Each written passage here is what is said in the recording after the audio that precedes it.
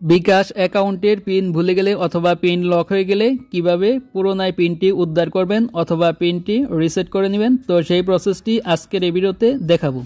তো আমরা অনেক সময় আমাদের বিকাশ অ্যাকাউন্টের পিনটা ভুলে যাই অথবা বারবার পিনটা দেওয়ার কারণে আমাদের পিনটা লক হয়ে যায়। তো কিভাবে সমস্যাটি সমাধান করবেন চলুন দেখিয়ে দিচ্ছি। তো ওয়েলকাম ব্যাক। তো ফার্স্ট অফ অল আপনি কি করবেন, চলে যাবেন আপনার ফোনের ডায়াল প্যাডে। তো আমি জাস্ট আমার ফোনের ডায়াল প্যাডে চলে আসলাম। তারপর এইখানে আপনাকে ডায়াল করতে হবে *247#।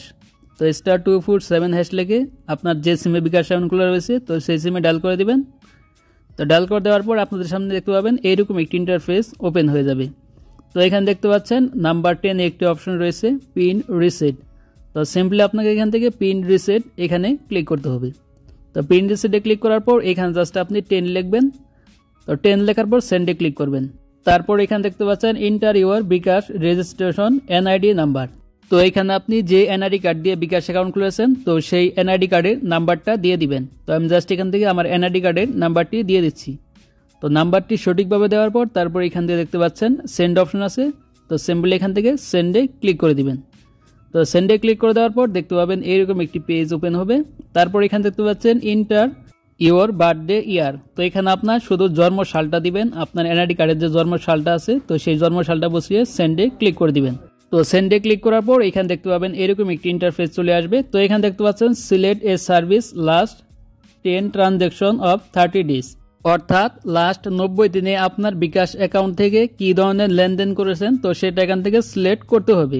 তো এখানে দেখতে পাচ্ছেন নাম্বার 1-এ রয়েছে সেন্ড মানি, 2 নম্বরে মোবাইল রিচার্জ, তারপরে payment, pay bill, cash out, bKash to bank, তারপর নাম্বার 7-এ দেখতে পাচ্ছেন নো ট্রানজ্যাকশন। তো এখানে আপনি যেটা করবেন তো সেটা এখান থেকে সিলেক্ট করতে হবে। তো আমি যেহেতু মোবাইল রিচার্জ করেছি তার জন্য এখান থেকে নাম্বার 2 সিলেক্ট করব। আর আপনি যদি 90 দিনের ভিতরে কোনো ধরনের লেনদেন না করে থাকেন তাহলে এখান থেকে 7 সিলেক্ট করবেন, নো ট্রানজ্যাকশন। তো এটা সিলেক্ট করে দিবেন। তো আমি যেহেতু মোবাইল রিচার্জ করেছি তার জন্য এখান থেকে নাম্বার 2 লিখে সেন্ডে ক্লিক করব। তো আপনি যেটা করবেন তো সেটা যে নাম্বার আছে তো ওই নাম্বারটা লিখে এখান থেকে সেন্ডে ক্লিক করে দিবেন। আর আপনি যদি লাস্ট 90 দিনের ভিতরে কোনো ধরনের বিকাশ অ্যাকাউন্ট থেকে লেনদেন না করে থাকেন তাহলে এখান থেকে নো ট্রানজ্যাকশন অর্থাৎ এখান থেকে 7 লিখে সেন্ডে ক্লিক করে দিবেন। তো এখান থেকে নাম্বার 2 লিখে সেন্ডে ক্লিক করে দিলাম। তো ক্লিক করে দেওয়ার পর এখানে দেখতে পাচ্ছেন ইন্টার অ্যামাউন্ট। তো এখানে আমি কত টাকা মোবাইল রিচার্জ করেছি তো সেটি এখান থেকে লিখে সেন্ডে ক্লিক করব।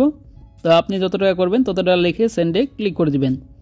তারপর এখানে দেখতে পাচ্ছেন এরকম একটি মেসেজ চলে আসবে, থ্যাংক ইউ ফর ইন্টারেটিং your PIN reset request, please wait a confirmation SMS। তো এখানে দেখতে পাচ্ছেন আমার একটি মেসেজ চলে আসছে অলরেডি বিকাশ থেকে। তো এই মেসেজে আপনাকে একটি বিকাশ থেকে টেম্পোরারি পিন পাঠানো হবে। তো আমি জাস্ট এখান থেকে মেসেজটি ওপেন করলাম।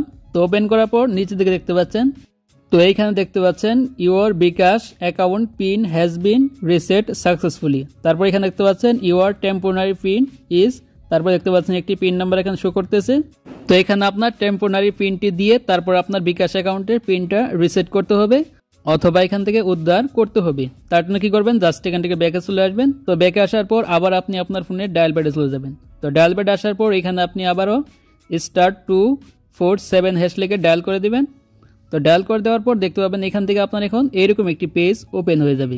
তো এখানে দেখতে পাচ্ছেন নাম্বার 1-এ মাই বিকাশ আছে। তো নাম্বার 1 সিলেক্ট করে সেন্ডে ক্লিক করবেন। তারপর এখান থেকে আবারও নাম্বার 1 লিখবেন, তারপরে আবারও সেন্ডে ক্লিক করবেন। তারপর এখানে দেখতে পাচ্ছেন ইন্টার ওল্ড পিন। তো এখানে আপনি মেসেজের মাধ্যমে যে পিনটি পেলেন 5 ডিজিটের তো সেই পিনটি আপনাকে এখানে ওল্ড পিনের জায়গায় বসিয়ে দিতে হবে। তো আমি জাস্ট এখানে ওল্ড পিনটি দিয়ে দিচ্ছি। তো পিনটি আপনাকে এখানে সঠিকভাবে দেওয়ার পর তারপর এখান থেকে সেন্ডে ক্লিক করে দিবেন। তো ক্লিক করে দেওয়ার পর দেখতে পাবেন আপনার সামনে এরকম একটি পেজ আসবে। তো এখানে বলা হচ্ছে ইন্টার এ 5 ডিজিট নিউ পিন। তো এখানে আপনি বিকাশ অ্যাকাউন্টের জন্য নতুন যে পিনটি সেট করতে যাচ্ছেন তো সেই পিনটি এখানে দিয়ে দিবেন।